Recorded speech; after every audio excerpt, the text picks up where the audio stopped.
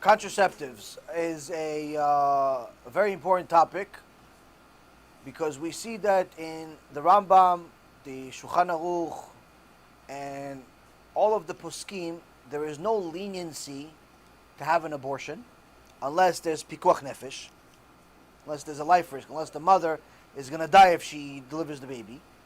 There's also no leniency, which means that you can't just have a kid immediately, right away sometimes, because if the woman is not healthy and her getting pregnant is going to put her in danger, then what do you do? If you can't kill the baby, what do you do?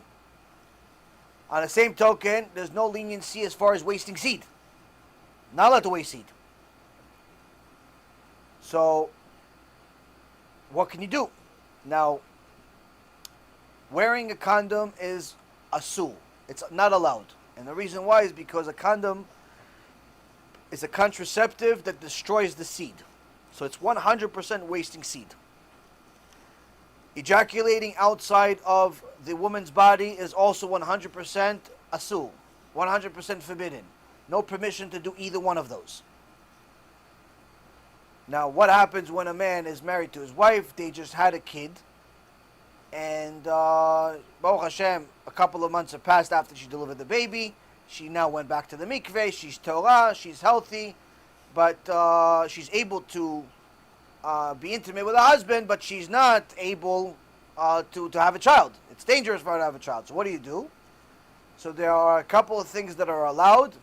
Of course, you always have to get rabbinical permission. You have to get a Talmid Chacham that knows you well, tell you that you're allowed, but this is generally accepted things. One, at that time, a woman is allowed to take the pill, because the pill does not destroy the seed 100%, and it's not destroyed on the male side, it's destroyed on the female side. And two, there's also a suppository, or different types of gels that the woman can put in her area that will allow her to be intimate with her husband, but also decrease, not eliminate, but decrease the chances of this consummating into a child. That's allowed. That's allowed. But again, it's allowed under rabbinical supervision. Meaning, not that the rabbi has to go into bed with you, chas v'shalom. This is, believe it or not, you have to explain this stuff. One woman came to my rabbanit, came to my wife, and told her, I'm kind of nervous. I'm going to the mikveh for the first time. I said, why are you nervous? She said, why are you nervous? She goes, they're going to check me. He goes, what do you mean you're going to check you? She thought that the b'dika clause, the woman over there checks her herself. She didn't know anything about talat mishpacha, that you check yourself. Nobody touches you, chas v'shalom. So people don't know this stuff. What's common sense to the religious Jew is not common sense to the average person. So, and sometimes even religious Jews don't know, because they don't learn all this stuff.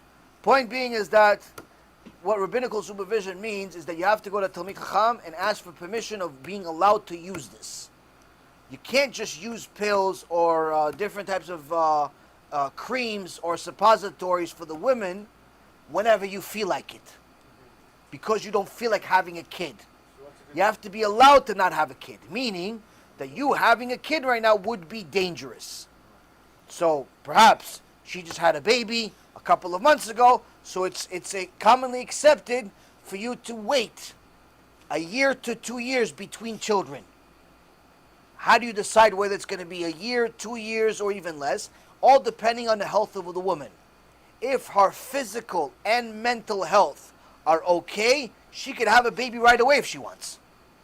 There's no she has to wait a year or 2 years. If she's physically and mentally healthy, she could have a baby right away. But if she's not, she's a little older perhaps, and it takes her longer to recover, or she's younger but she's weak, or whatever the case is, and it takes her 2 years to recover. The Gemara says it could take up to 2 years for a woman's body to recover from giving birth. So you have up to that 2 year mark. You have to get verification again from that Talmid Chacham that knows who you are. That says, okay, you're allowed. We'll review again in 6 months. We'll review again in a year. Not just like blanket statement. Good luck. Have fun. See you in 2 years. Like your passport, you check it once every 10 years. No, we don't do that in Judaism. You have to regularly meet with this Talmid Chacham to make sure that everything is still okay, she still is not able, and so on and so forth. But if she's physically able, and there's nothing mentally wrong with her, but she doesn't have emunah, Or a husband doesn't have emunah because he says, listen, we already have a boy and a girl. What do we need another kid for? It's like, can't we just get a dog? It's cheaper. That's forbidden. That's forbidden. You're not allowed to just not have kids. Not allowed to just not have kids. You're supposed to have kids. You're supposed to reproduce. Now, if it's a bigger problem if you don't have both a boy and a girl. There's more leniency for people that have a boy and a girl because they fulfill the mitzvah of pu'ubu. Pu'ubu is having a boy and a girl. But if you did not fulfill the mitzvah of pu'ubu, you have much, much more stringency. Meaning much more limitations. Point being is that you have to go with a Talmid Chacham that's an expert in this field. Not just anybody that has a shul. Your local rabbi may be a nice guy, may know a lot of Gemara, may know a lot of different things, but this may not be his expertise. You have to go to somebody that is very good at this specific area. And is not a pushover. Also, he has to have Yirat Shamayim. He's not going to tell you whatever answer you want to be told. Because it's a very, very touchy subject, and it's very dangerous. Baruch Hashem, there's a few people that we've helped over the years with this issue, and Baruch Hashem it's helped them a lot, because it's a subject that's not very easy to talk about. It's not very comfortable to talk about it sometimes. But nonetheless, it's a very, very critical part of Judaism. Also, another issue is that you have to make sure that your wife is not scared of you.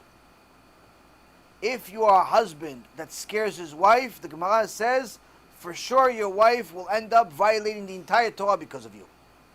Why?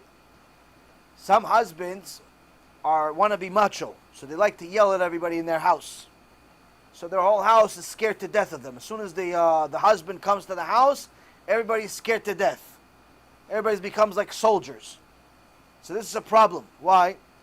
Because what ends up happening is that the woman has to go to the mikveh every month. Now, sometimes stuff happens and she forgets, or the place is closed, or something happens and she doesn't go. And if she's scared of her husband, she's not going to tell him the truth. Oh, listen, honey, I didn't go to the mikveh today. Well, I'll go tomorrow. Why? Because she's scared he's going to, hang her like a picture. Because he can't touch her until she goes to the mikveh. So what happens? She tells him, no, everything is good. Let's have fun. Right? Let's have fun. Mitzvah. What mitzvah? It's a Shem Erachem. Touch a nida, it's Isur Karet. He touches his wife's finger even when she didn't go to the mikveh. It's Karet. So now, when the wife is scared of the husband, she's not going to tell him. Same thing is, if a wife is scared of the husband, she's also going to violate Shabbat, the Gemara says. Why? Because sometimes something happens and the plata gets turned off by itself. If she's scared of the husband, what's she going to do? She's going to turn it back on Shabbat. Why? Because she's scared if he wakes up in the morning and the food's not ready, he's going to cook her. Because she's scared of him.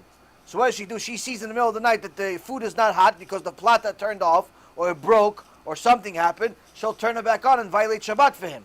Guess what? That's asur. That food becomes asur. It's like eating taref. So a husband needs to know that yes, you're supposed to make sure that your house is led with Yirat Shamayim, but Yirat Shamayim, not Yirat the husband. Not supposed to be scared of the husband. Supposed to, have your house in a certain way. But nonetheless, this also means that your wife has to be comfortable to talk to you and to the rabbi about these specific issues that are uncomfortable.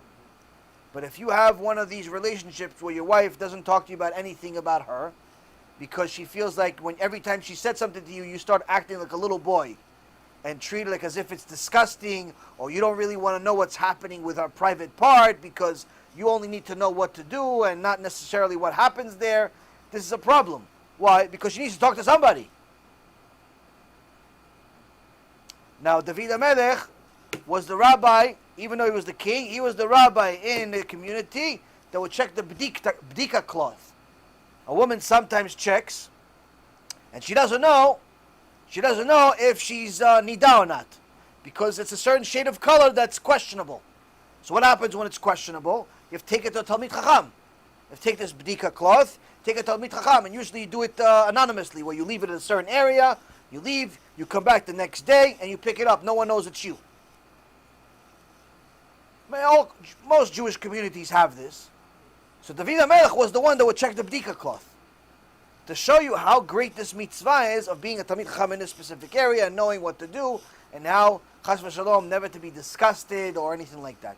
Again, this may not necessarily be the most ideal conversation for husband and wife, but nonetheless, it's very important for the wife to feel comfortable with the husband about these issues, or at least for the husband to provide a community and a place where the wife is not uncomfortable or by herself, because what's going to happen is that the wife will eventually end up becoming so nonchalant about it, she'll end up not going to the mikveh at all.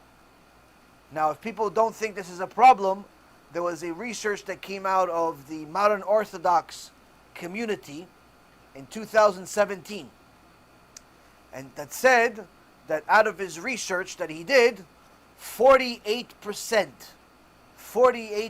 of modern Orthodox, meaning the so-called religious but modern Orthodox Jews, 48% do not go to the mikveh. That means that 52% go to the mikveh, 48% don't go to the mikveh. That means that half the kids coming from the modern Orthodox world are coming from Nida. This is a disaster. This is like you brought a idol into the Bet HaMikdash. The Isur Nida is so critical that it's the only thing that the Bet Din will give a person a get on the spot. Meaning, if a guy comes to the Bet Din, says, listen, I don't want to be with my wife anymore. Why? Why don't you want? She makes me angry. Well, sorry, that's not a valid reason to get her divorced. Go back, fix it. Go to a rabbi, he'll give you some counseling. Go back to your wife. Oh, I don't like my wife. Why? She spends too much money. That's not a valid reason. Go try it again. Oh, I don't like my wife. She doesn't want to keep Shabbat. Sorry, it's not a valid reason. Get her to do Teshuva. Come to Rabbi Yaron Reuven's shiur with her. She'll do Teshuva after a week. But what if you come to your rabbi and say, listen, Bet Din, my wife doesn't want to go to the mikveh. On the spot, they give him a get. On the spot, they give him a get. Why? Without her going to the mikveh, there's no marriage. There's no marriage. There are exceptions to the case that have been done randomly, but generally speaking, that's the way the Bet Din is. Bet Din sees a wife doesn't want to go to mikveh, there's no marriage. No marriage at all.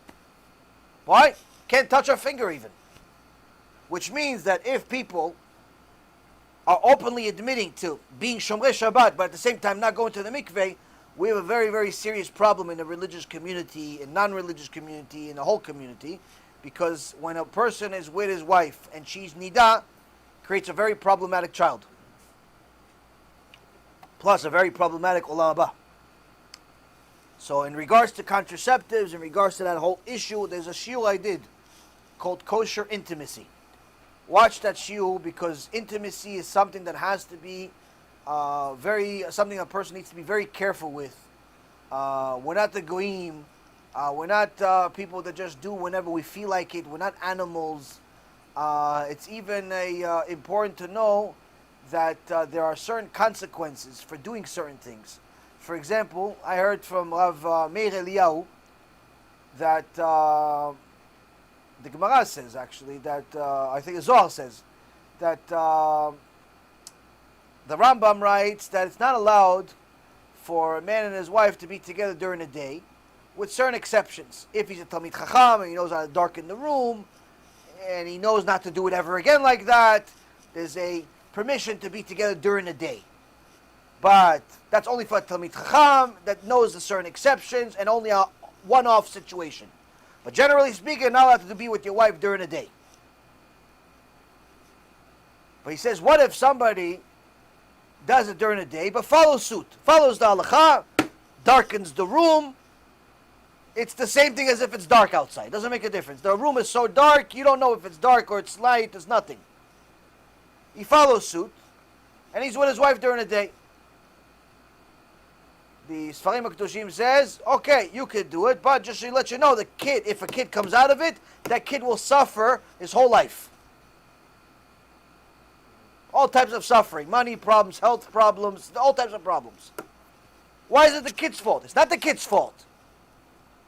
He did something in his previous incarnation that he deserves to suffer. You did something in current incarnation, so that's why you get the kid. Mix and match, like a puzzle. Like a puzzle. You did this, okay, so that's the kid that's going to come to you. Fits. That's the kid that comes.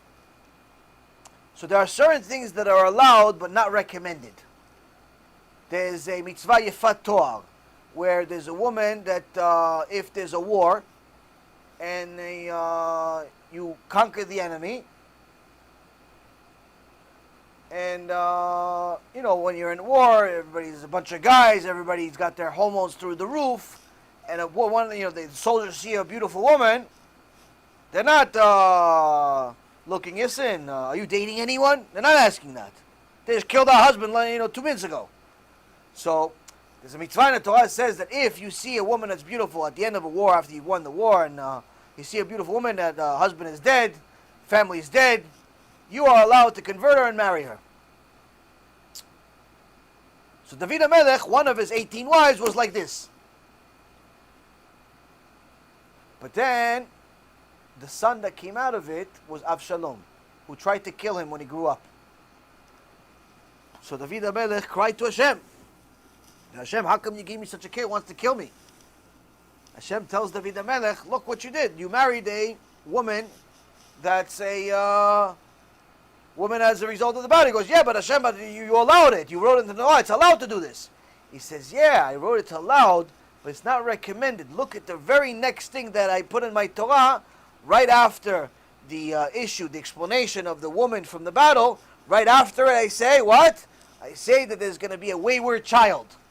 The reason why they're connected to each other is because if you do this with this woman, a wayward child will come from there. So yeah, there are certain things that are allowed, but not recommended. Not recommended. And this happens a lot in life. There's a lot of things that are allowed, but not recommended. And that's what a person needs to know. That's how you measure your Yirat Shamayim and also your Torah knowledge. If you are going anywhere that has a kosher sign, you're probably doing a lot of things that are not recommended. And sometimes not even allowed. Sometimes you go to a wedding and it says kosher on the kitchen, but the only thing that's kosher is the kosher. The sign itself is kosher. The food itself, not kosher. Because they don't know anything. And they cook on Shabbat. The owner is a mechalel Shabbat. No one really watches where did he get the meat bichlal. Maybe he got a discount from the Arabs. And that's what happens. So the only thing that's really kosher is the sign, not the food.